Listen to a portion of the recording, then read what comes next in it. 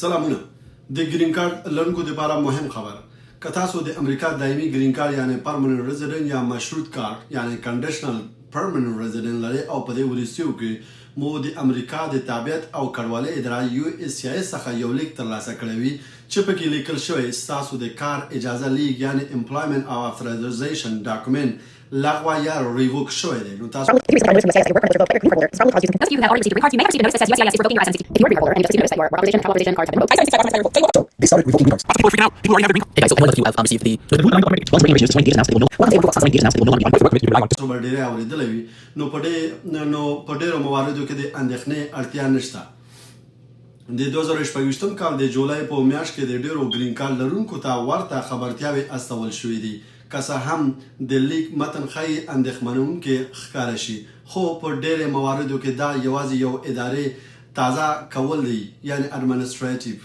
اپډیټ دی او دا معنا نه لري چې تاسو خپل گرین کارت یا د کار قانوني حق له لاسه ورکړی دی ولې د EAD کارت لغوه شوی دی یعنی ورک اترایزیشن د کار اجازه لیک یعنی EAD عموما هغه مهال ورکول کیږي چې ستاسو د کډوالۍ غوښتنلیک لکه adjustment of state دوسیه لا تر اوسه تر ارزونې لاندې وسی کله چې تاسو ستاسو گرین کارت صادر شي تاسو په قانوني ډول د امریکا دایمي اوسیدونکي یاست له همدې امله گرین کارت په خپل د کار قانوني اجازه ګڼل کیږي او جلا EAD کارت ته اړتیا نه پاتې کیږي USCIS ممکن په خوانه EAD په اتومات ډول لغوه یا له خپل سیستم څخه لرې کړي آیا دا زما پر گرین کارت اغیزه لري او کنه نه که تاسو معتبر گرین کارت لرئ یعنی تاسو ته لپاره USCIS له خوانه گرین کارت صادر شوی او راغلی وسی تاسو دایمي اقامه لا هم معتبر دی او په امریکا کې تاسو د کار قانوني حق دوام لري دا د جرمي سرغړونې یا د گرین کارت د لغوه کېدو د بهیر پیل نه دی لدې وروسته ستاسو گرین کارت د کار د اجازې اصلي اسناد ګڼل کیږي یعنی که چېرته گرین کارت لرئ نو ورک اترایزیشن ته هیڅ کوم دغه نشته دی ضرورت نشته دی مهمه یادونه دا معلومات یوازې د هغو کسانو لپاره دی چې اوس مهال گرین کارت یا مشروط گرین کارت لري که ستاسو د کډوالۍ دوسیه لا هم تر ارزونې لاندې وي لا مو گرین کارت نه وي ترلاسه کړی ستاسو د مهاجرت وضعیت روښانه نه وي یا د خپل وضعیت په اړه ډاډه نه یاست نو دا معلومات ممکن ستاسو پر قضیه تطبیق نشي په داسې حالات کې تر هر اقدام مخکې له یو ناباوري مهاجرتي وکیل یا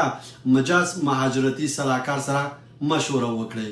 نو دغه یو عامه پوهاوی ویډیو چې ما غوښته چې د EAD یا ورک اترایزیشن په دې وروستیو کې تاسو به ډېرې او حتی وکیلان به تاسو لیدلی وي چې دغه باره کې ویډیو جوړ کړی دی یعنی ستاسو د USCIS له خوا نه ستاسو ورک اترایزیشن ریووک شو یعنی لغوه شو نو دا په ډېری کسانو ته شاید راغلی دی حتی افغانانو دپاره هم دا کیدای شي راغلی وسي خو دغه زه غواړم چې د عامه پوهاوی په صفت دغه ویډیو مې جوړ کړ چې هر هغه افغان ته یا هر هغه ستاسو ملګري دوست دغسې دغه راغلی نو دا د اندېښنې خبره نه ده که چېرته تاسو گرین کارت اخیستی وي هغه که پرمننت رزیډنټ کارت یا کنډیشنل پرمننت رزیډنټ کارت مو تاسو ترلاسه کړی اوسي نو تاسو ته ضرورت نشته دی چې نور ورک اترایزیشن تاسو ته راشي یا ستاسو کور ته راشي نو په دغه حالت کې تاسو ضرورت دې ته نه لرئ نو که چېرته ستاسو د کډوالۍ دوسیه یعنې پرمننت رزیډنټ گرین کارت ته مو اپلای کړی وي او یا د ورک اترایزیشن ته د کار اجازې د خاطره ID کارت د خاطره تاسو اپلای کړی وسي نو په هغه هسې حالت کې تاسو بیا کولی شئ چې خپله مهاجرتي وکیل سره وګورئ او هغه کوم ورقه چې تاسو ته د USCIS له خوا نه صادر شوی دی او په میل کې درته راغلی دی نو په هغه صورت کې تاسو د مهاجرتي وکیل سره وګورئ نو هغه تاسو ته لازمه مشوره درکړي دغه باره کې نو که چېرته تاسو گرین کارت لرئ او دغسې میل یا په آنلاین توګه ستاسو په سیستم کې هم دغسې ښیي نو دې ته کوم ضرورت نشته دی چې تاسو کوم اکشن پرې واخلئ یا تاسو کوم